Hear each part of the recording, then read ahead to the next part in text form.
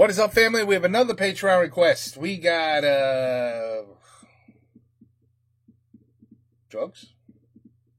Les 24 heures qui ont changé l'histoire du crime organisé. 24 hours that changed the history of organized crime. All right, let's go. Is this Me Code? Didn't we just do a video about... Oh, my shit is falling right here. Didn't we just do a video about him with a $6,000 phone that they were brilliantly used to capture, I don't even know how many beaucoup de méchants. Ils ont attrapé beaucoup de méchants because of the $6,000 phone. C'est le même gars. Attends, c'est lui? Je crois que c'est lui. Okay, anyway, let's see what happened this time.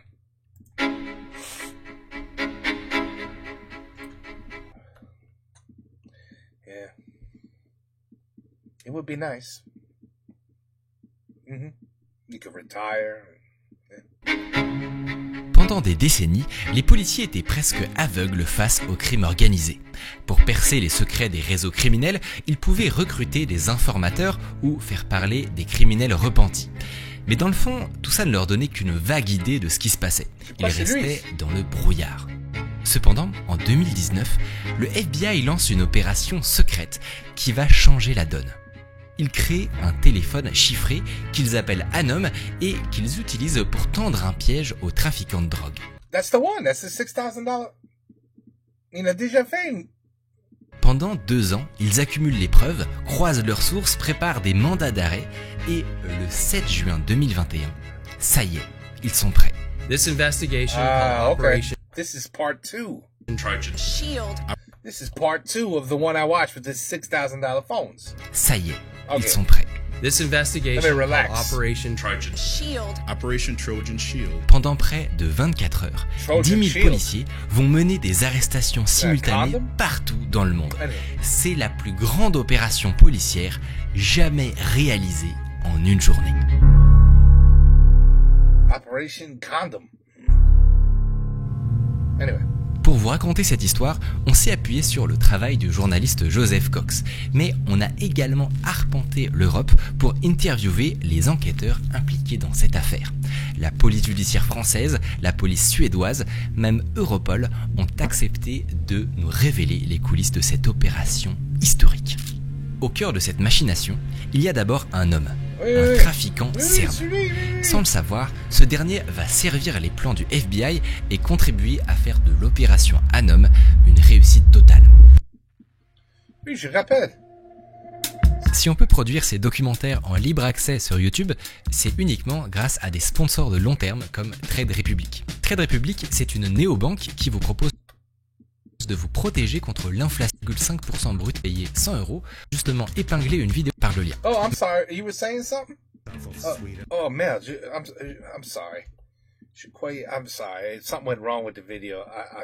I'm sorry. République, et on reprend. I'm sorry. I don't know what happened there. I don't know what happened. Il s'appelait Maximilian Rifkin. C'était un trafiquant originaire du sud de la Suède. Dans le milieu, tout le monde l'appelle Microsoft. En 2020, il s'est imposé en Suède comme un roi de la contrebande. Il a compris que sur le marché de la cocaïne, il y a des activités qui ne rapportent rien et d'autres énormément. La production, par exemple, ça rapporte pas. En Colombie, les paysans qui plantent en tirent une misère. À l'autre bout de la chaîne, la vente au détail, ça rapporte rien non plus. Les petits dealers, ils gagnent pas grand-chose. En réalité, toute la valeur se trouve au milieu, dans le transport et le franchissement des frontières. C'est la partie la plus risquée et donc la plus rémunératrice. Du coup, c'est ce que Microsoft a décidé de faire. Il cherchait constamment à se faire de l'argent, et par tous les moyens possibles. Un jour, il importe de la coke en chalutier par la mer du Nord. Un autre, il utilise des camions depuis Anvers ou l'Espagne. Selon les itinéraires, il est capable de s'associer avec les pires crapules. Des Albanais, des motards des Hells Angels ou encore avec des Colombiens. Mais en fait, son succès ne lui suffit pas. Microsoft aimerait gagner beaucoup plus pour pouvoir devenir un vrai baron de la drogue. See, that's the problem with people. Greed. You never have enough. If you have $1,000, you want $3,000. If you finally get $3,000, now you want $5,000. Then you have 10. Now you think, I need 20. And before you know it, you're like, 100,000. I want $500,000. I got $500,000. I want $1 million. Until there's no number. It never stops. It's a drug. It's an addiction. The guy could be worth $5 billion. And he'll say, you know what? I want to be worth $10 billion. It never stops. It's a shame. It's a sickness. A lot of these people would probably get away with this shit. But greed doesn't stop them. They just got to keep going. Got to keep going. More. C'est alors qu'il découvre une start-up de téléphone chiffré qui s'appelle Anom. Voilà. L'entreprise fonctionne selon un système de vente multiniveau. Mais on sait une ça sorte déjà. De pyramide où chaque vendeur peut recruter d'autres vendeurs et toucher des commissions sur leurs ventes. On sait et ça. Du coup, Microsoft y voit une opportunité en or. Il se dit que s'il arrive à bien se positionner, il pourrait générer une fortune. Il part alors à Istanbul rencontrer le trafiquant au sommet de la pyramide. Là-bas, il lui fait étalage de son CV criminel et il obtient une place de choix. Il se fait nommer revendeur en chef des téléphones en Europe. Microsoft fait alors feu de tout bois. Il se met à vendre des téléphones à ses associés, à ses sous-traitants, à tout le monde. Lui-même, il l'utilise pour piloter toutes ses opérations de contrebande. Il pense que Anom va propulser sa carrière, mais ce qu'il ne voit pas, c'est qu'en réalité, il sert les plans du FBI. En répandant ses téléphones espions, il est en train de sceller son destin et celui de centaines d'autres criminels. Oui, on sait ça, oui. Je ne comprends pas. De fait, grâce à l'action de Microsoft et des autres distributeurs, les téléphones Anom se répandent comme une traînée de poudre. Semaine après semaine, le FBI collecte toujours plus de renseignements, fait des analyses et transmet les infos aux polices locales. À l'époque, j'étais le chef de la division nationale du crime des Pays-Bas. Et nous travaillons en étroite collaboration avec le FBI. D'habitude, on recevait des pistes ou des indices d'un pays sur du trafic de drogue, par exemple. Mais soudain, nous recevions des informations extrêmement détaillées sur des affaires très précises. On a compris alors que quelque chose se préparait. Mais le FBI a un problème. Ils ont des capacités de traduction limitées. Et le flux d'informations augmente tellement vite qu'ils n'arrivent pas à suivre le rythme. Pour vous donner un exemple, parfois les criminels parlent de pommes. Les pommes, ce sont en fait des grenades en suédois. Mais c'est très difficile avec un programme de traduction de comprendre que la pomme est une grenade. Ou par exemple qu'un lapin équivaut à 1 million de couronnes suédoises. Les Américains décident donc de partager Anom avec 3 pays. Les Américains nous ont approchés et ont demandé si nous étions prêts à rejoindre une opération vraiment sensible. On s'est vite dit que c'était sans doute une occasion unique et qu'elle ne se représenterait pas dans notre carrière. Il faut bien comprendre que contrôler les communications des criminels, c'est contrôler toutes leurs opérations. Donc nous avions tous le sourire parce que nous avions toujours une longueur d'avance. Mais quand les Suédois commencent à mettre le nez dans les messages d'Anom, ils découvrent des messages inquiétants. Il semblerait que Microsoft soit en train de planifier des meurtres dans toute l'Europe. En fait, Microsoft avait avancé de l'argent à beaucoup de monde, à des associés, à des complices, et il se trouve que tous ces gens tardaient à le rembourser. Du coup, il avait pris une décision radicale. Il avait décrété que c'en était trop. Et il avait dressé une liste de cibles à abattre. Ouais, ça arrive. Unfortunately, we also have to be violent so that people understand that we do what we say. We'll use the Mexican method on everyone. En voyant ça, les Suédois sont atterrés. Ils se disent que s'ils ne font rien, c'est comme s'ils étaient complices. Ils vont se retrouver avec du sang sur les mains. Mais en même temps, ils peuvent pas l'arrêter parce que Microsoft n'est plus en Suède. Nous savions depuis le début que tant qu'il était en Turquie, il resterait hors de portée. Microsoft a aménagé à Istanbul. Et en plus de ça, c'est pas n'importe quel criminel, c'est le premier promoteur d'Anom en Europe. Les Américains comptent sur lui pour répandre Anom sur le continent. Ils en ont besoin. Du coup, les Suédois essayent d'imaginer un autre plan pour le neutraliser. Ils pourraient par exemple perturber son business pour le détourner de son obsession meurtrière. comme Microsoft pilote toutes ses opérations à distance, il partage tout sur Anom. Donc les policiers peuvent savoir très précisément quand et où passe la contrebande. Ils décident de taper là où ça fait mal. Ils vont orchestrer des interceptions de drogue. En janvier 2021, Microsoft envoie en Suède un camion rempli d'amphétamine en provenance des Pays-Bas. Il est intercepté par les douanes à la frontière. 2 semaines plus tard, il affrète un camion espagnol rempli de coke. Cette fois, le camion est arrêté par la police suédoise. En février, il fait larguer de la drogue au large de Hong Kong. Un bateau de pêche est censé la récupérer, mais il y a une tempête et la coke est perdue au fond de l'eau. Microsoft commence à se demander ce qui lui arrive. Il ne comprenait pas comment c'était possible de perdre autant de drogue. Il disait sur Anom qu'il devait être le pire criminel de tous les temps, que c'était la 3e fois qu'il perdait une cargaison et des choses comme ça. Microsoft se retrouve seul et criblé de dettes. Il se dit que s'il ne rembourse pas ses créanciers, il va finir par se prendre une balle. Et du coup, pendant cette période catastrophique, il va tout miser sur ce qui lui reste. La vente de téléphones chiffrés. Grâce à Microsoft et aux autres distributeurs, Anom se répand dans de nouveaux pays, au Danemark, en Espagne et dans les Balkans. Pour le plus grand bonheur du FBI, le nombre d'utilisateurs est multiplié par 2 et les téléphones séduisent des organisations criminelles plus puissantes, comme des cartels sud-américains. Résultat, les Américains constatent un changement de dimension dans les volumes de drogue partagés sur la plateforme. Jusque-là, ils s'étaient habitués à des contrebandes de dizaines, voire de centaines de kilos. Mais un jour, des informations tirées d'Anom suggèrent qu'un camion 18 roues transporte une très grosse cargaison sur les routes de la jungle équatorienne. La police locale arrête le véhicule et trouve à l'intérieur 181 cartons remplis de 8 de cocaine. That's my guess. Cocaine? 000 boîtes de thon. C'est pas du thon. Jusque-là, rien d'anormal, l'Équateur est l'un des plus gros producteurs au monde. Mais lorsqu'ils ouvrent une boîte de conserve, ils trouvent un épais disque jaune. Et à l'intérieur de ce disque, de la poudre blanche.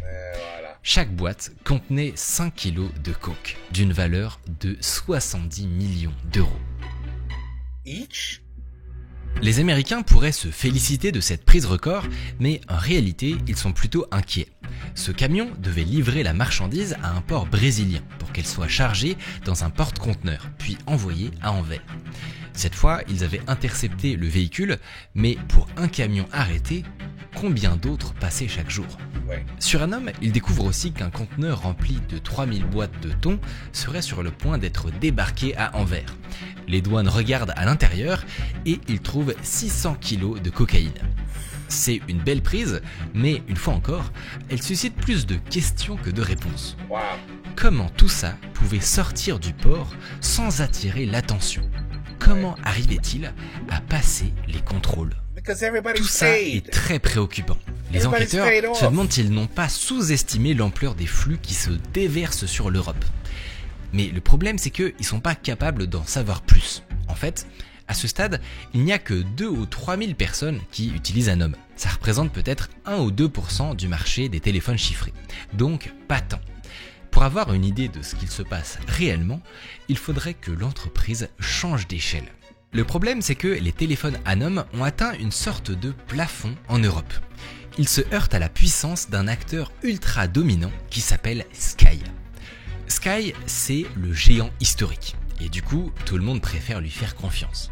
Mais le FBI n'a pas encore abattu toutes ses cartes. Ils ont un plan pour faire d'Anom le seul et unique recours des criminels. Ok. Quoi ? Comment ? Quelques mois plus tôt, les Européens avaient démantelé une autre plateforme du nom d'EncroChat, et il y avait eu un effet rebond. Beaucoup de ces criminels avaient rejoint la messagerie du FBI. Or, il se trouve que la même chose pourrait se reproduire, car les Européens ont maintenant Sky dans le viseur. Les Américains et les Australiens avaient été mis au courant de l'opération sur Sky. Ils savaient que ça allait être absolument énorme. Donc il y a eu des réunions secrètes, des réunions entre le FBI et les Européens pour préparer la suite, voir si nous pouvions établir un plan. Comment pouvions-nous être prêts pour cette arrivée massive de criminels sur un homme ? Si Sky tombait, des milliers de trafiquants pourraient rejoindre Anom. Mieux, ils pourraient gagner un monopole. C'est un séisme pour le crime organisé. Les autorités judiciaires et policières françaises et néerlandaises ont annoncé le démantèlement d'un réseau mondial de communication cryptée appelé EncroChat. La communication cryptée dans laquelle les criminels pensaient être libres de parler en n'ayant rien à craindre a été interceptée de manière légale par les autorités françaises. Il y a quelques semaines encore, tout était chiffré. Aujourd'hui, ces échanges sur le réseau Sky ECC sont aux mains de la police et bien lisibles. Quand les revendeurs d'Anom apprennent la chute de Sky, ils se disent que c'est la chance de leur vie. Ils achètent des milliers de téléphones en avance et leurs équipes cassent les prix de 50% pour attirer un maximum de gens. Et de fait, c'est un tsunami. Anom comptait quelques milliers d'utilisateurs et cela a grimpé jusqu'à 12 000 utilisateurs. Ils sont juste tombés dans les bras des forces de l'ordre, les yeux grands ouverts. Anom bénéficie de ce que certains appellent une croissance en crosse de hockey. Les téléphones se répandent sur de nouveaux continents, en Amérique du Sud, en Russie et en Asie du Sud-Est. Le nombre d'utilisateurs est multiplié par 3, le volume de messages par 4. Mais du coup, les équipes du FBI sont débordées. Plus il y a de pays impliqués, plus le risque est grand à cause soit de la corruption ou simplement d'une fuite involontaire. Et dans ce cas, l'opération est terminée. Ils n'ont plus le choix. Ils doivent partager Anom à grande échelle. C'est risqué, mais il se trouve qu'en Europe, il existe une puissante agence rodée aux opérations de cette envergure. Europol. 16 pays étaient impliqués ici dans cette task force opérationnelle. Et ils ont tous envoyé leurs analystes. Ils ont envoyé leurs détectives, leurs enquêteurs, directement ici à Europol, pour collaborer tous ensemble et pour travailler sur ces données. Il y avait ces grandes salles d'opération où tout le monde se retrouvait. Nous les appelions les cellules des opérations conjointes. Vous aviez tous ces policiers de nationalités différentes qui se retrouvaient et qui travaillaient sur les données amassées grâce à Anom. De mon point de vue, ce sont vraiment les meilleures semaines pour un enquêteur parce que vous avez l'impression d'avoir une longueur d'avance. C'est comme si vous pouviez regarder par-dessus l'épaule des criminels à chaque instant, comme si vous étiez avec eux. Vous êtes témoin de tous les crimes qu'ils préparent et vous pouvez anticiper les actions à mener. C'est une incroyable sensation de contrôle pendant cette phase de l'opération. Les Européens ont du mal à réaliser ce qui se passe. Ils se retrouvent avec un outil d'espionnage inégalé. Mais il y a un contexte qui rend cette opération encore plus dingue. Ils ont déjà piraté 2 autres messageries criminelles, Sky et EncroChat. Et donc, en combinant les données des 3 opérations, ils se retrouvent avec plus de renseignements que jamais. Avec tout ça, ils vont pouvoir analyser les rouages secrets du crime organisé. Pendant des années, la police a été quasiment aveugle sur les phénomènes les plus importants du trafic international de stupéfiants. Pour un enquêteur stup qui a accès à cette donnée décryptée, il faut comprendre que c'est un choc.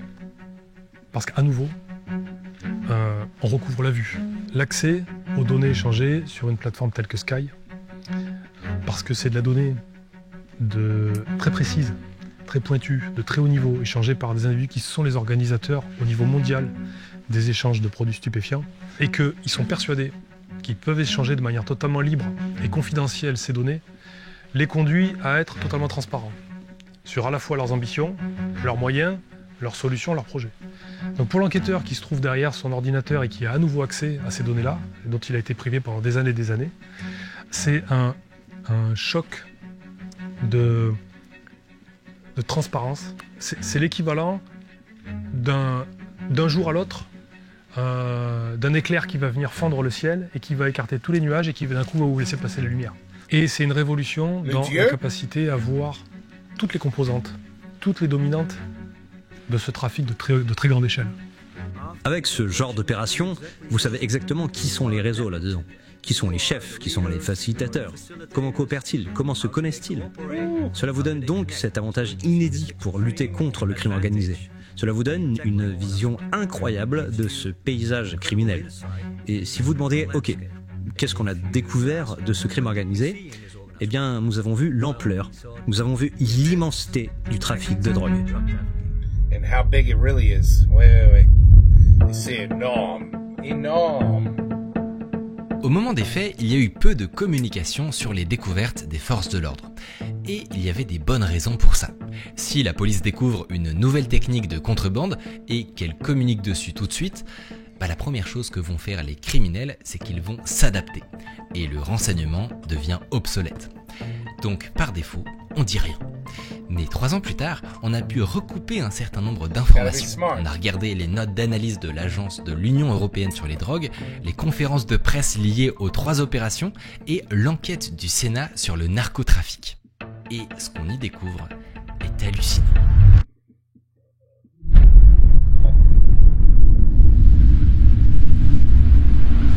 EncroChat et SkyICC ont pour cela révélé tout un pan du trafic de stupéfiants, tout un pan de la criminalité organisée en Europe qu'on soupçonnait pas, ou en tout cas pas dans cette intensité-là. Ça a donné une cartographie de la criminalité organisée européenne qu'on n'imaginait pas. D'abord, il y a la corruption dans les ports. Non, vraiment? Non. I would have never guessed that. On sait depuis longtemps, c'est que le port d'Anvers est la plus grosse porte d'entrée de la cocaïne en Europe. Pour y faire passer la drogue, les trafiquants utilisent une technique qu'on appelle le rip-off. Ils identifient un conteneur à destination d'Anvers, ils cachent la poudre dedans et à l'arrivée, ils l'extraient discrètement. Sur le papier, ça a l'air simple, mais en fait, il y a pas mal d'obstacles à surmonter pour que ça marche. D'abord, lorsque le conteneur est débarqué à Anvers, il a de fortes chances d'être inaccessible. Il peut être empilé à 20 mètres au-dessus du sol ou entouré d'autres conteneurs qui en condamnent l'ouverture. Pour lever cette incertitude, on doit donc trouver des complicités. On doit payer un grutier pour qu'il déplace la caisse au bon endroit. Ensuite, il faut pouvoir extraire sa marchandise sans être inquiété. Or, autour du conteneur, il y a des gens qui travaillent. Donc, il faut aussi identifier les dockers qui seront présents et acheter leur silence. Et finalement, il y a les douanes. Ils prennent des conteneurs au hasard et ils les passent au détecteur laser. Au bout du compte, ça fait un bon paquet de monde à acheter. Un paquet de professionnels qui sont en plus briefés pour résister aux compromissions. Du coup, on pourrait se demander comment c'est possible. Comment les trafiquants réussissent leur coup. Et en fait, grâce aux messageries criminelles, on a découvert qu'Anvers était un port gangréné par la corruption. Les enquêteurs se sont aperçus qu'il y avait des clusters de téléphones chiffrés sur les quais.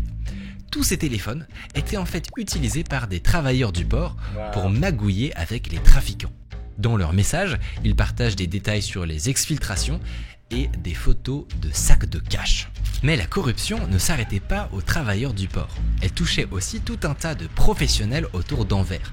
Il y avait des agents des douanes, des policiers, des avocats, des fonctionnaires des impôts, des agents de prison, des greffiers de justice. En fait, Anvers était devenu un gruyère où la drogue passait sans difficulté. Une autre découverte des forces de l'ordre, c'est l'inventivité des criminels. Sur les quais d'Anvers, certains estimaient qu'on arrivait à intercepter 10 à 15% des flux de drogue. Si on saisissait 100 tonnes, ça voulait peut-être dire qu'il y avait 700 tonnes en circulation. Mais ce qu'on ne voyait pas forcément, c'est toute la drogue qui passait autour, par d'autres techniques de contrebande. Par exemple, certains trafiquants payaient des tankers pour larguer de la coke au large des côtes, à un point GPS précis, et ensuite ils envoyaient un bateau de pêche pour la récupérer. Ou encore, ils encapsulaient la coke dans des cylindres qu'ils fixaient à la coque des bateaux immergés sous l'eau. Et personne ne pensait à plonger pour regarder. C'était brillant. Des techniques comme ça, il y en avait plein. When it comes to what the drug, let's call it the cartel. When it comes to how the cartel traffic drugs and all the ideas, some are absolutely brilliant. You have to give them props. But you know what? There's always somebody smarter on the other side. And then when the FBI gets smarter than them, boom, they'll get somebody else who's smarter. And now they're smarter. And it goes back and forth, back and forth, back and forth. And I don't know. You know, with the money that they get on these busts, when they bust these huge $40, $50, $100 million cocaine, being found, and why don't they just pay the police forces and FBI with that money instead of taking it from the taxes? I'm just curious, like, you know what I mean? If you catch a whole boat, a whole cargo ship of drugs worth 100, 500, not 500 is exaggerating, but $100 million. Why doesn't that just go to the police force and the FBI and whatever? And then you can actually pay the people that are trying to stop the drugs with the drug cartel's money. Not with our money, with their money. Have their money pay for our police to stop future drug trades, illegal trafficking. You know what this guy needs to do? Next, I want to know about what I think is the worst thing in the world.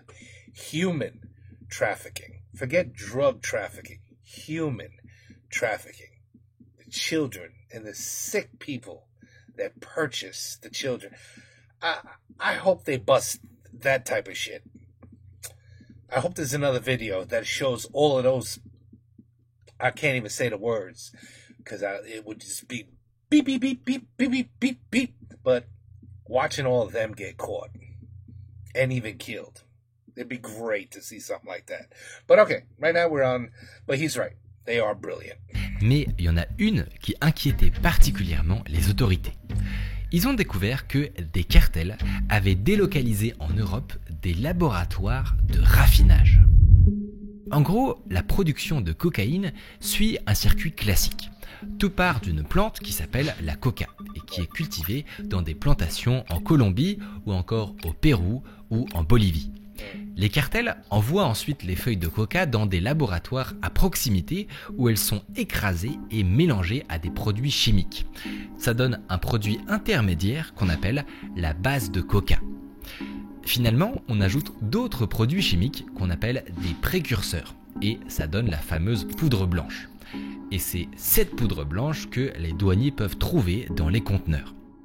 Mais la police a découvert une filière modifiée. Les cartels n'exportaient plus le produit fini, mais la base de coca. Pourquoi ils feraient ça ? Parce qu'en fait, ils avaient réalisé que c'était beaucoup plus facile à cacher. Leurs chimistes pouvaient dissoudre la base de coca dans des matériaux insoupçonnables, comme du charbon de bois, du plastique ou dans des bidons de jus de fruits.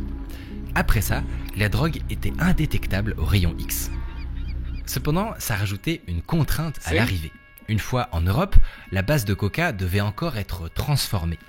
En Colombie, les cartels, ils avaient tout ce qu'il faut pour faire ça. Ils avaient des milliers de laboratoires, des chimistes et des fournisseurs de précurseurs. En Europe, ils n'avaient rien. Du coup, des Colombiens et des Mexicains sont allés voir des organisations aux Pays-Bas et en Espagne et ils leur ont proposé de construire des labos ensemble. D'un côté, ils apporteraient leurs plans de labo et leurs chimistes, et de l'autre, les Hollandais et les Espagnols se chargeraient des précurseurs et de la gestion courante. Et donc, des centaines de laboratoires de raffinage sont apparus autour des grands ports. Entre 2019 et 2021, les polices européennes ont démantelé au moins 11 labos en Espagne et 45 aux Pays-Bas. Nous avons eu un aperçu très précis de la position qu'occupait l'Europe pour le trafic de drogue. Et cette position était malheureusement centrale. Personne n'avait pris la mesure de ce qui se passait. Le marché américain étant saturé, les cartels mexicains et colombiens avaient ciblé l'Europe. Ils étaient en train de faire de notre continent le premier marché mondial de cocaïne. Wow. Smarter than us, I tell you. L'Europe n'était plus un simple marché de consommation. C'était devenu une terre de production et d'exportation. Et pour les enquêteurs, c'était un choc. Comment le trafic de drogue a pu autant progresser ? Eh bien, visiblement, les organisations criminelles ont adopté de nouvelles logiques de fonctionnement qui les rendent beaucoup plus performantes. Ce sont vraiment des dossiers qui nous ont bousculés, parce que la vision que nous avions de ces trafics était peut-être ne correspondait peut-être pas à la réalité telle qu'elle existait depuis longtemps déjà. Jusqu'ici, la vision dominante, c'était celle de groupes concurrents qui travaillaient chacun de son côté, chacun sur son territoire. Bien sûr, ces groupes pouvaient tisser des relations commerciales, mais on s'imaginait que globalement, chacun cherchait à protéger sa place dans la chaîne de valeur. Mais ce qu'on a découvert, c'est que cette vision ne correspondait plus du tout à la réalité. On a notamment découvert que des organisations criminelles ne fonctionnaient pas de manière étanche, mais au contraire, s'associaient, mélanger leurs solutions à l'occasion de projets bien définis. Des organisations criminelles dont on imaginait jusque-là qu'elles étaient susceptibles de se faire la guerre, en réalité s'associaient et partageaient les moyens dont elles disposaient. Les organisations criminelles ont réalisé qu'en mettant en commun des douaniers corrompus, des containers ou des itinéraires de contrebande, elles pouvaient s'étendre à moindre coût et multiplier les projets. Du coup, les syndicats du crime se sont mis à multiplier les connexions. Au point que, d'après le prédécesseur d'Andy Craig, ça n'avait plus de sens de parler de groupe criminel. Il fallait désormais parler de réseau. Tous ces réseaux sont extrêmement agiles, extrêmement résilients, ils s'adaptent. Ce n'est pas comme s'il y avait une vraie hiérarchie avec un seul chef. Ce sont des réseaux qui travaillent de manière opportuniste ensemble et qui font constamment affaire les uns avec les autres. Une conséquence de ce phénomène, c'est la fragmentation des chaînes de valeur. Auparavant, 2 ou 3 syndicats pouvaient s'accorder pour contrôler une filière. Désormais, chaque étape fait intervenir une myriade de sous-traitants hyper spécialisés. Il y a des logisticiens, des transporteurs, des passeurs, des spécialistes en extraction, des distributeurs, des grossistes. Les filières semblent s'être transformées en des fourmilières, capables de se reconstituer au gré des opportunités, plus résilientes que jamais. En combinant tous ces éléments, les polices européennes tirent une conclusion inquiétante. Elles avaient largement sous-estimé l'ampleur du trafic de drogue. En 2016, Europol évaluait le produit criminel brut, c'est les bénéfices dégagés par le crime, à 110 milliards d'euros. En réalité, il faisait probablement 3 fois plus de profit. Dit comme ça paraît assez abstrait. Mais il faut se dire que le trafic de drogue n'est pas une activité criminelle comme les autres. C'est un carburant qui alimente tout le reste de la criminalité. Si vous regardez cela, si vous regardez les plateformes de communication cryptées, quel est le principal moteur ? C'est le trafic de drogue et tous les crimes qui y sont liés. Et qu'est-ce qui est lié ? C'est le blanchiment d'argent, c'est l'intimidation, c'est la corruption, ce sont les assassinats. La drogue, c'est des millions de morts chaque année, soit par des substances, par les règlements de compte, par l'exploitation des femmes et des hommes. Et de fait, les messageries chiffrées révèlent une violence exacerbée.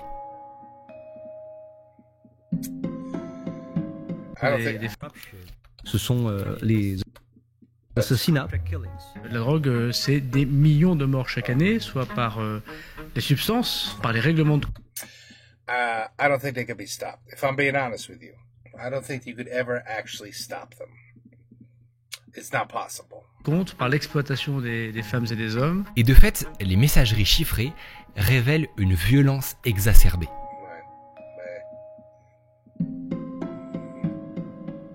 I'm trying to think in my head, how could you make them not care anymore?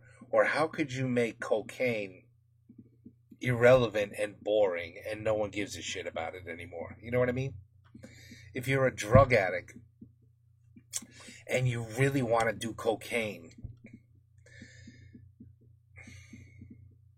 somebody has to think of a way you can give that person the same high, but legally with a much cheaper drug and have the same effect.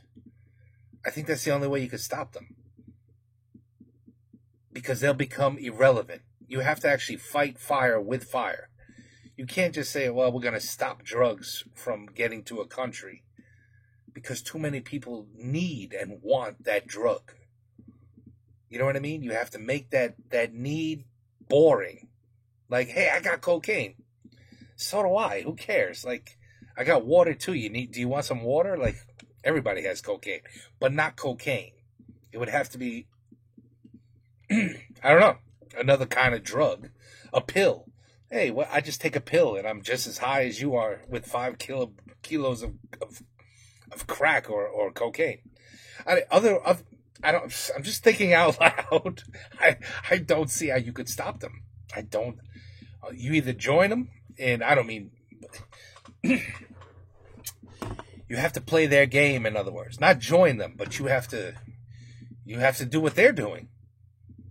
And basically take over their business. C'est très difficile d'arrêter ça. Sur EncroChat, Sky et Anom, les criminels s'échangeaient constamment des images de gens enlevés, torturés ou égorgés. Le trafic de stupes engendre la violence. Mais là, c'est des barbares. Les Français se prennent pas en photo, mais les Hollandais, les Italiens, les Serbes, eux, ils se prennent en photo. Genre une fois, ils avaient découpé la tête d'un mec et ils se sont pris en photo à côté. Ouais. En fait, pour arriver à ce niveau-là, pour être au sommet, il faut imaginer que c'est tous des psychopathes. Et que donc la violence, ils ne l'aperçoivent pas comme nous. Ouais. C'est un attribut du pouvoir. Ouais. Et quelque part, quand ils n'en ont même pas besoin, ils en font la démonstration quand même, parce que ça participe à une espèce de légende qui les motive en fait, qui est leur moteur. Au sommet de la barbarie, il y avait la Mocro-Mafia. Implantés aux Pays-Bas et en Belgique, ils contrôlaient une bonne partie de l'importation de cocaïne et leurs conversations ont révélé un secret. Ils avaient un repère caché à 30 km d'Anvers.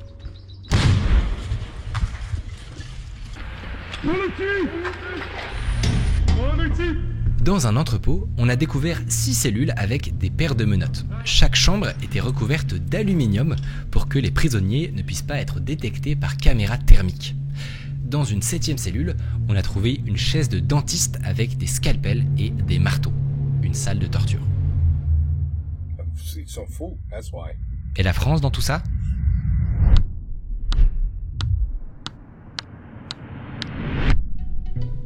Parmi les utilisateurs de Sky, il y avait au moins 2500 Français et la teneur de leur conversation confirme que la France n'est pas épargnée. D'habitude, pour évaluer le volume de trafic de drogue, on prend les saisies de drogue de l'année et on fait une extrapolation statistique. Mais quand les enquêteurs ont scruté les conversations sur Sky, ils ont découvert une autre réalité. De manière très concrète, tangible, factuelle, on a eu des échanges avec des volumes qui sont apparus effarants au regard de ce qu'on pouvait connaître jusque-là. Mais Sky réserve aux forces de l'ordre une surprise plus grande encore. Jusqu'à présent, on avait une hauteur de vue du trafic qui était à hauteur de tonton, pardonnez-moi l'expression, c'est-à-dire d'aviseur, d'informateur. Parce que l'informateur, il connaît son N+1, voire son N+2, mais il connaît rarement au-dessus. On s'est aperçu qu'il y avait un échelon supérieur qui était plutôt basé à l'étranger. On n'imaginait pas qu'autant d'individus étaient susceptibles de se trouver très haut dans la hiérarchie du trafic de stupéfiants international. Personne, dans les services de pointe de lutte contre les trafics et la criminalité organisée, n'avait imaginé que certains individus avaient pu arriver si haut, sans que quiconque ait pu les voir arriver là. À l'aide des messageries chiffrées, les enquêteurs ont pu localiser une trentaine de hauts trafiquants à l'étranger. Certains sont au Maroc, d'autres en Espagne ou aux États-Unis, mais visiblement, la plupart se retrouvent au même endroit, à Dubaï. Là-bas, les enquêteurs retrouvent des cibles recherchées depuis des années, comme Moufid Bouchibi, le plus gros trafiquant français en cavale depuis 9 ans. S'il se trouve à Dubaï, c'est que la cité-État cumule des avantages uniques.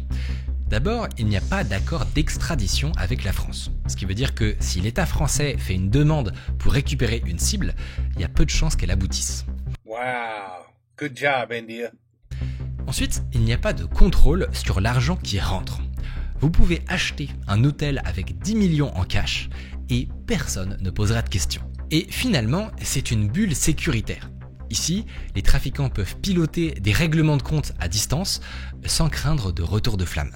Ils peuvent se balader, ils peuvent boire un verre, ils n'ont pas de crainte. Ils reprennent une vie normale en fait. Tous ces barons de la drogue utilisent leur téléphone chiffré pour piloter leurs opérations. Wow. Mais en examinant les conversations, les enquêteurs découvrent quelque chose de plus surprenant. Certains d'entre eux sont frappés d'un mandat d'arrêt. Et pourtant, ils arrivent quand même à voyager. Ils font des allers-retours dans le Maghreb, en Espagne ou ailleurs. Mais comment c'est possible ? Et ce que nous apprend la commission d'enquête du Sénat, c'est que, en général, ils utilisent de fausses identités. Mais parfois, ils y vont carrément sous leur vrai nom et personne ne les arrête. Nous avons, Why would you use your real name ever? Comme vous le savez sans doute, une trentaine de cibles prioritaires aux Émirats Arabes Unis, à Dubaï, cibles prioritaires définies comme des trafiquants français, dont nous savons qu'ils sont aux Émirats Arabes Unis, à Dubaï, et dont nous demandons l'extradition, ou du moins l'arrestation. Dubaï. Et aucune de ces cibles prioritaires n'a été extradée vers la France au cours des dernières années. Tous ces secrets, c'est une mine d'or pour la police. Sky contenait 2 milliards de messages. Et encore aujourd'hui, les enquêteurs continuent d'en extraire du renseignement. 4 ans après, on a encore des impacts comme une espèce d'écho à une déflagration très forte qui se fait ressentir dans toutes les enquêtes. Quant à Anom, au printemps 2021, les analystes réunis chez Europol reçoivent des volumes de données toujours plus importants. Ils doivent assimiler 1 million de nouveaux messages par jour dans 45 langues différentes et ils découvrent 15 nouveaux syndicats par jour. La croissance est exponentielle. Et ça, en fait, ça devient un gros problème. Dans les conversations, les projets de meurtre se multiplient. Souvent, les enquêteurs réussissent à trouver des prétextes pour arrêter les comploteurs, mais ils ne peuvent pas les garder en prison très longtemps. Par exemple, nous avons des criminels qui étaient sur le point de commettre un assassinat. Et nous les avons arrêtés juste devant l'adresse qui était mentionnée sur un homme. Nous savons exactement ce qu'ils allaient faire, mais la preuve de tout cela, elle est dans un homme, et uniquement dans un homme. Alors, nous les arrêtons, nous les plaçons en garde à vue, mais on ne peut les inculper que pour possession illégale d'une arme à feu, avec 2 ans de prison maximum. Mais si nous pouvions utiliser toutes les données d'un homme, eh bien, c'était tout de suite 14 ans de prison pour tentative de meurtre. Donc en fait, c'est pour cette raison qu'il fallait mettre une date où tout était public et où nous pouvions aller au tribunal avec toutes les preuves. Il était temps de fixer une date de fin. Ce jour-là, les forces de l'ordre vont lancer la plus grosse opération d'arrestation jamais réalisée en 24 heures. Cela s'est arrêté au 7 juin 2021. Et pourquoi je connais ce jour ? Eh bien parce que c'était le jour de la grande opération. Donc je m'en souviens extrêmement bien.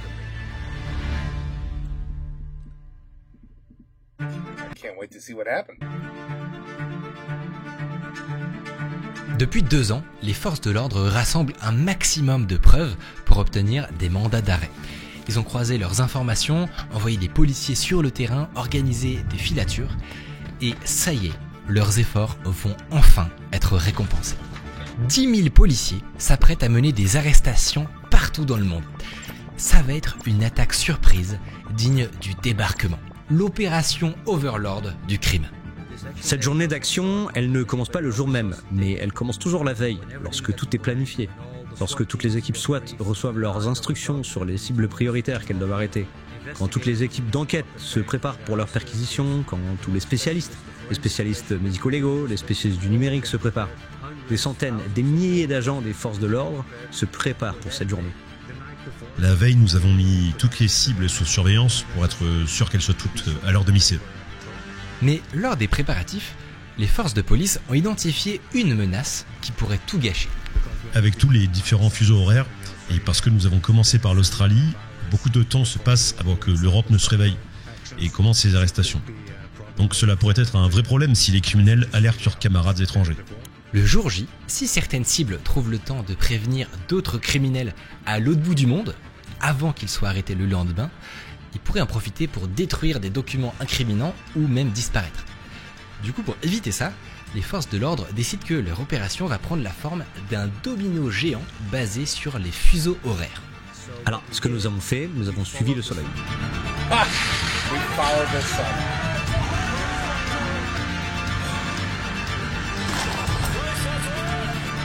Les Australiens démarrent les hostilités. Pendant la nuit, ils arrêtent une centaine de motards hors la loi. Sauf qu'il y a un problème. Il y a un membre des Comancheros qui trouve le temps d'envoyer un message à l'un de ses chefs qui se trouve à Istanbul. Il lui partage la photo d'un mandat de perquisition et sur ce mandat, il y a écrit le pseudo Anom d'un motard. et le numéro de série de son téléphone.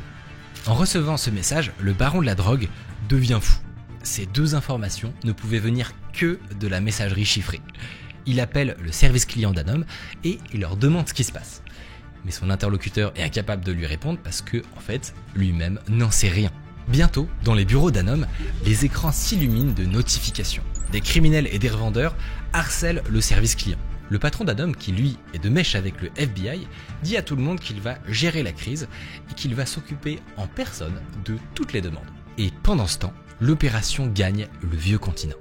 Et ensuite vient le tour des arrestations en Europe avec notre opération. Lorsque vous effectuez ces arrestations ou des perquisitions, la plupart du temps, c'est tôt le matin, très tôt le matin. 3, 4, 5 heures. Parce qu'en fait, c'est le moment où il est le plus probable que les gens soient chez eux. J'étais moi dans la salle des opérations pour superviser les arrestations. Nous avions rendez-vous à 3h du matin environ, et je crois que la première arrestation a eu lieu vers 4h30 du matin. Et ensuite, nous avons continué toute la matinée, et je pense qu'autour de 8h du matin, toutes les cibles étaient en garde à vue et étaient enfermées dans différentes zones de la Suède. Et toutes les saisies et les perquisitions étaient en cours. Je pense assez clairement que c'était encore aujourd'hui la plus grande journée d'action qui a été organisée à l'international. Il y avait donc presque 10 000 agents de la force publique dans les rues, faisant des arrestations, procédant à des saisies, effectuant des perquisitions. C'était quelque chose. À Stockholm, la police suédoise trace des croix rouges sur 65 photos affichées au mur. Ils informent de leurs avancées les équipes d'Europol qui barrent à leur tour les noms des plus gros trafiquants sur leur propre tableau. Nous regardons les cibles et nous avions un système de feu vert, feu rouge. Feu rouge, la cible n'est pas là. Feu vert, la cible est là et elle est arrêtée. Et puis, pendant l'opération, quand vous voyez les feux rouges passer plus souvent vert, c'est une sensation incroyable. Vous savez que vous êtes dans un bon momentum de l'opération. Mais alors que la journée se termine, il reste encore une cible de haute valeur que les Américains attendent avec impatience de pouvoir coffrer. Il est le dindon de la farce, celui à qui le crime international va en vouloir pendant des décennies, Microsoft. Les semaines qui précèdent le 7 juin, Microsoft était au plus mal. En mai 2021, une énième opération ratée l'avait cloué au sol. Count me out as 000. Have no money, don't have anything. I don't know what to do with myself. Ses créanciers le menaçaient de mort, et avec le stress, sa peau était couverte d'éruptions cutanées. Pour autant, il continuait de croire en Anom, alors que ses revendeurs ne cessent de tirer la sonnette d'alarme. Ils géraient chacun des portefeuilles de centaines de clients, et dans leur scope, le nombre d'incidents était effarant.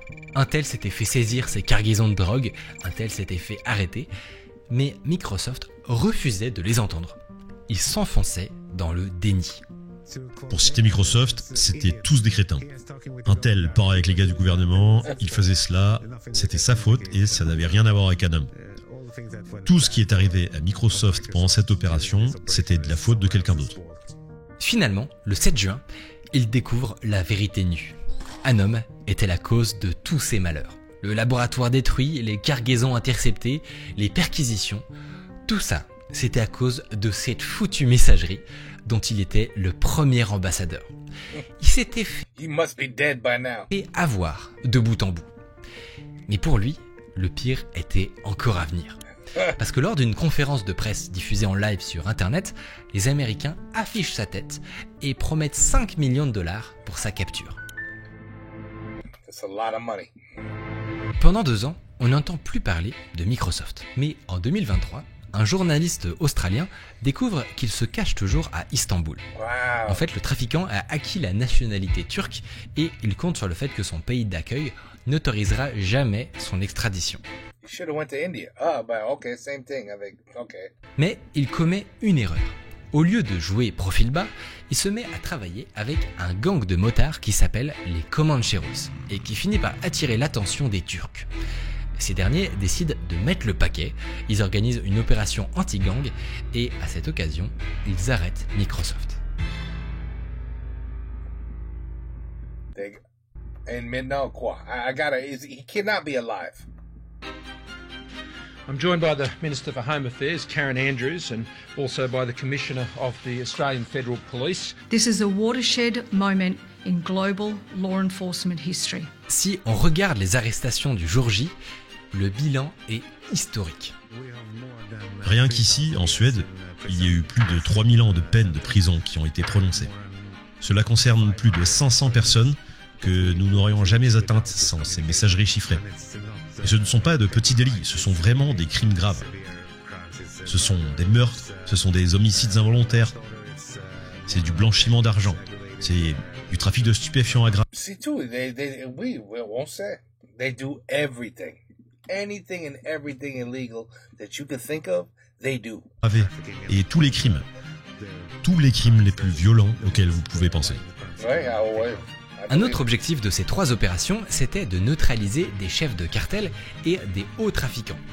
Et de fait, ils en ont arrêté un paquet. Ils ont mis la main sur 4 des 9 chefs d'un super cartel australien et 5 des 6 chefs d'un super cartel européen.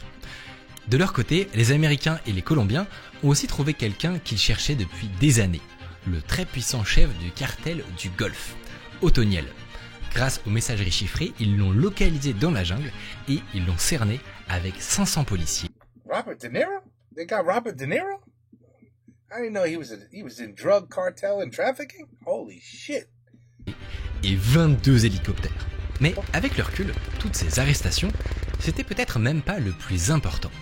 À ce moment-là, les forces de l'ordre ne le réalisent peut-être pas encore, mais elles viennent de porter un coup fatal à l'ennemi numéro 1 de toutes les polices du monde, l'industrie clandestine des téléphones chiffrés. Eh oui.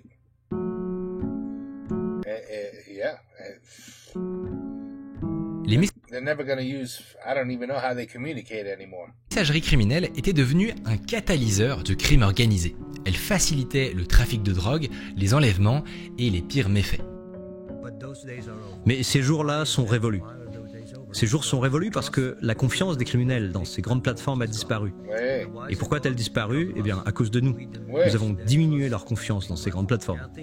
Ouais, je pense qu'avec ces opérations, en tant que force de l'ordre, nous avons envoyé un message très clair à ces criminels. D'abord, en piratant Sky et EncroChat, ils ont fait peur à tous les entrepreneurs crapuleux. Ils leur ont prouvé qu'ils étaient capables de pirater n'importe quel serveur et qu'ils le feraient autant de fois que nécessaire. Et ensuite, avec Anom, ils ont donné le coup de grâce. Ils leur ont montré qu'ils pourraient bien chercher le téléphone chiffré le plus sûr du marché. Ils ne seraient jamais certains que derrière, il n'y a pas une organisation qui collabore avec la police, voire carrément la police. Ils ont rendu parano les criminels du monde entier. Je n'ai jamais vu une telle opération auparavant. Et je ne l'ai jamais vue non plus par la suite, donc je suis vraiment fier d'avoir fait partie de cela. You're right. Without communication, how do you do what they do at such a level that they were doing it? Without communication, you're screwed. You're screwed. You might get some deliveries that work, but nowhere near the load that you were doing before these guys showed up. So yeah, it's still a win. Honnêtement, je pense que c'était l'une des meilleures opérations de tous les temps. Ouais. Il y avait tellement de défis, c'était mondial, il y avait tellement de pays impliqués. Donc, oui, je pense que c'était l'une des meilleures journées de ma carrière. L'âge d'or du téléphone chiffré était terminé. I'm gonna have to Google if Microsoft is still alive today. Excellent video, though. Excellent video. I thought it was a repeat in the beginning. I said, what the hell's going on here? We know about all this already from the other video. But anyway, XO. That was a really good video. That was a good video. That kept me, it kept probably you too. Very, like you're glued. You want to know what's going to happen next. And, some of these, what did they say, 14 years? I really hope that everybody, is there for life. Actually, I don't even hope for that because they don't deserve food and drink every day. I don't even care if they get 15 minutes of yard time. They don't even deserve that. Trust me, they can't even tell us the amount of shit and violent crimes that they've done. They could never even tell you on YouTube. You'd have to look at Rumble or something or some dark web site where you could see the photos and the detail of the shit these scumbags do to people. Seriously. It's probably, we can't even imagine it. So I really hope they're not in jail. I hope they all got the death penalty. I really do. I hope everyone, but I know they didn't. So where, I don't know. I'm not a believer of, for me, whatever you do should be done back to you.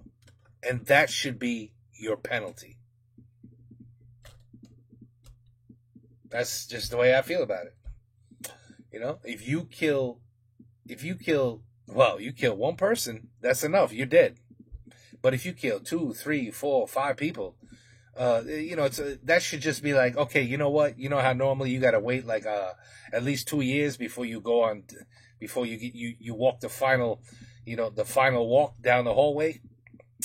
So every time you kill an additional person, you lose 6 months. You know what I mean? So now until you killed 5 people. All right, come with me. We going. That's it, dude. No, you going straight to jail. Do not pass go. Except for jail is the electric chair, and that's it. You go straight to the electric chair. You don't wait for nothing because you killed more than one person. If you kill one person, you should die. You get what you get. You get what you gave. That's it. No, you don't use taxpayer money. Nothing. You're a piece of shit. You get wiped off the planet because you took somebody's life away. So now yours is going to be taken away. What did you do? You raped somebody. But now you're going to get raped. You're going to get raped. You're going to see what it feels like to get raped. And that's it. Not you raped a poor woman and then she's going to be scarred for life. Okay, so we're going to you're going to go to jail for 2 years. You're going to go to jail for 2 years for raping that woman. No, hell no. You're going to go to jail for 1 day, and that whole day you're getting raped. That's it. We're going to make you feel what you did to the person. That's how I would do the laws. But, and I have a feeling to be a lot less criminals walking around. I just have that feeling. Shit, if I kill somebody, I'll be out in 10, 15 years with good behavior. I killed somebody, but I might just lose 15 years of my life. So it's worth it because I hate that person so much. I'm just going to kill that person anyway. Wait a minute. What? Wait, so if I get caught, I'm dead the next day? So basically, I'm committing suicide by killing anybody. I just have a feeling people would think differently about I'm gonna kill that son of a bitch. I'm gonna kill that son of. Maybe I shouldn't kill that son of a bitch. Maybe I should just whoop his ass or something. If I hate him that much, I should just whoop his ass. And by the way, you get your ass whooped too. That would be the penalty for whooping somebody's ass. Now you get whooped. You know what I'm saying? You knock out a 70-year-old man who's walking down the street minding his business, and you think it's funny to knock him out. You remember that shit, the knockout game that teenagers were doing? So now take that person and put him in a room, and then people get turns knocking him out. Now you know what it feels like to get knocked out. Am I going crazy? You guys think I'm nuts now, don't you? Well, I'm sorry. That's just that thing called tough love. That's it. It's tough love. You got to have tough love. You got to have tough love. If you tell your child, no, honey, that's very bad the way you don't do what you do. You go in a timeout and you look at the wall for 10 minutes. That's your punishment. Well, yeah, or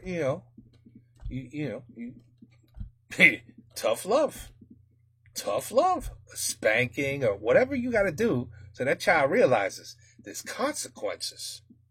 There's some serious consequences when I do that. Just staring at a wall for 5 minutes? I could do that. That's no big deal. So if I do it again, I'm just going to stare at a wall for another 5 minutes? I could deal with that. That's no problem. What do you think, kids are stupid? No. The ones that end up saying, yes, ma'am, yes, sir, open a door for people, thank you, you're welcome, speak with your, eye contact. Those are good, well-raised, mannered kids. And that's, I don't know. The world is, but this is serious shit. This is serious shit. I used to watch a website called Ogrich. I think it was pronounced Ogrich. They took it off the internet because of the shit that was on there was just, I almost threw up a couple times. I'm not even going to lie to you. I almost threw up with some of the images that I saw. And you realize there are some sick people out there that don't deserve jail time. They don't deserve jail time. They're so sick what they do. I'm not even going to repeat what I saw, what I heard, the stories. Thank God the site is gone now because I guess people couldn't handle it. But it made me realize, and this was at least 20 years ago, it made me realize there are some really sick people out there. And these people here, they're one of them. You're probably saying it's some they just sell cocaine, they want money. No, they do some fucked up shit. Now, anyway, let's go back. Let's just want to talk for another 2 hours because I know that video wasn't long enough. So do you want to just have a conversation now for another hour? No, I'm just kidding. I'm not going to make you suffer like that, even though I'm making you suffer right now, aren't I? If anybody has something like this about human trafficking, I want to hear good news, like a good news video where they bust like the core of these son of a bitches that steal kids and then sell them. Please send me that video. I will be overjoyed just watching them, preferably, being, well, never mind, being, let's say, taken out.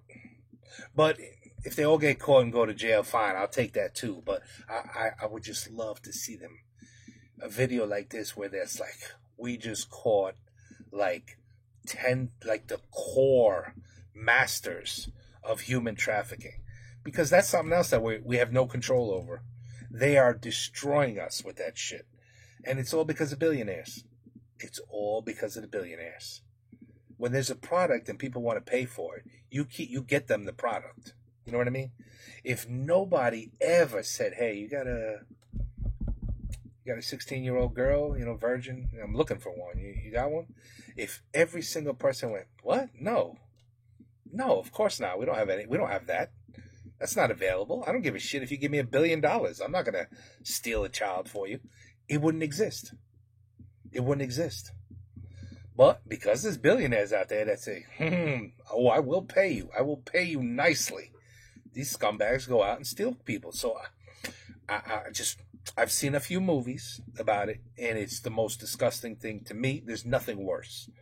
Nothing worse. So that's what I want. If you got a video like that of them getting caught, please send it to me. I will watch it with pleasure. Anyway, I don't know what's with me tonight. I just feel like talking. You guys must think I got some of their cocaine. No, I swear I don't. I don't do cocaine. I swear I don't. But even though I'm acting like it right now, peut-être j'ai un peu trop de café aujourd'hui. Peut-être c'est ça. Trop de café. Bon, je vais fermer ma bouche parce que ça arrête pas. Okay? The 24 hours that changed the history of organized crime. It was brilliant, but now what do? Because now you can't use the phones no more. I don't know. I don't know what they're doing now in 2025. I don't know what they're doing. Who knows? It's still going on, though. The drugs are still coming in. You know it. Anyway, because you pay everybody off. Take care. Peace out. À la prochaine. Oui, j'ai parlé beaucoup là.